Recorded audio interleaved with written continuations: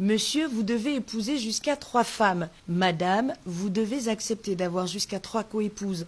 Ce ne sont pas des suggestions. Votre avis ne compte pas. Vous vous exécutez ou vous filez tout droit en prison et vous y restez jusqu'à la fin de votre vie.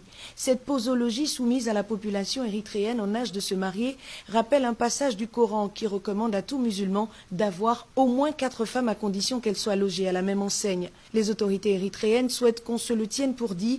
Il s'agit d'un ordre non discutable et négociable. Celui-ci permettra de caser toutes les femmes qui, au passage, sont plus nombreuses que les hommes dans ce pays. Désormais, la polygamie n'est plus une option, elle est érigée en norme. La norme qui, par définition, désigne un état habituellement répandu, moins considéré le plus souvent comme une règle à suivre. Suivre donc les prescriptions du département érythréen des affaires religieuses sera la seule attitude acceptable. Quiconque refusera de s'y conformer obtiendra un billet aller simple pour la prison centrale d'Asmara, simplement dit, désormais un homme égale à 3 femmes, une femme égale à 3 coépouses, un point, un trait.